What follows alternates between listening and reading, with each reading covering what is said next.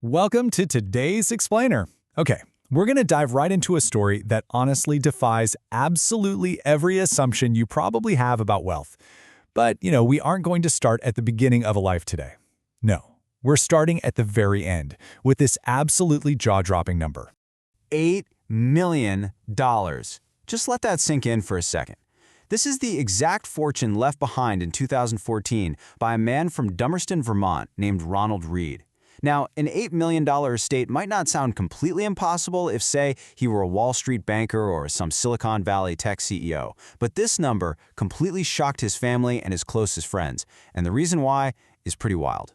Because the guy who amassed this absolute mountain of cash spent 25 years working as a gas station attendant and mechanic. And then he spent another 17 years sweeping floors as a part-time janitor at JCPenney. He never drew a massive salary, didn't have a fancy college degree, and he definitely had zero background in high finance. So, the literal multi-million-dollar question here is how Ronald Read actually pulled this off. How on earth did a janitor quietly build an $8 million portfolio right under everyone's noses? Well, surprisingly enough, the answer to this modern financial mystery lies in a 2,000-year-old Tamil text. Section 1, Ancient Wisdom, Modern Wealth. Way before the New York Stock Exchange was even a thought, a philosopher named Tirukkural wrote the Tirukkural, and this text outlines this incredibly masterful blueprint for lasting wealth. In it we find Kural 385, which says, to build, to earn, to guard, to preserve, and to share. One who masters this whole cycle is worthy to govern. And what's so fascinating is how perfectly Ronald's seemingly ordinary life mapped to this exact sequence of ancient principles. So, the ancient cycle has these very distinct chronological steps, right? You build and earn your capacity, you guard those gains, and you preserve them for the long haul. But I'm actually going to deliberately hide that final step of the cycle for just a minute, because what Ronald did with it at the very end is the true secret to this entire philosophy. Section 2. Guarding the gains. Now, this is the step where most of us honestly trip up. Ronald didn't just save a couple bucks here and there. He deployed an unbelievable, almost extreme level of discipline. We're talking about a guy who wore an old denim jacket held together by safety pins and chopped his own firewood well into his 90s.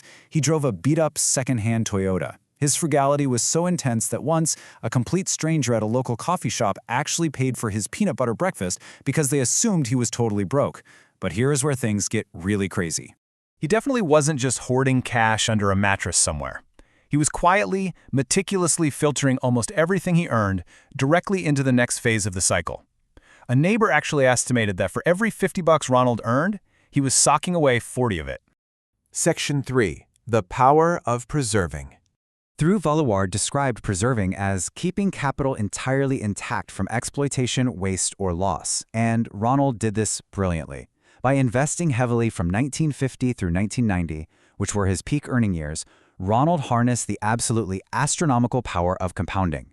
The market effectively turned every single dollar he invested in 1950 into over $100. That is a staggering 9,900% return. And he didn't do it by chasing trends. He completely avoided volatile tech stocks or whatever the equivalent of today's crypto was back then. Instead, he simply went down to his local library, read the Wall Street Journal, and bought shares in 95 established dividend-paying companies. We're talking everyday household names here, like Procter & Gamble, Johnson & Johnson, Wells Fargo, Colgate-Palmolive, and J.M. Smucker.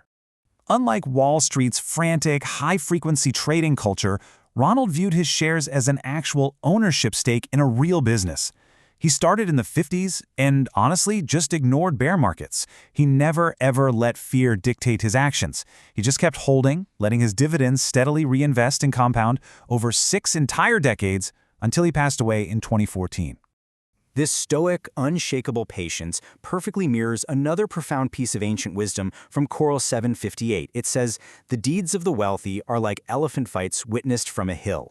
It's such a great visual, right? Ronald achieved absolute capital autonomy. He was standing safely up on that hill, entirely immune to the price fluctuations, the recessions, and all the panics of the financial world just stampeding in the valley below him.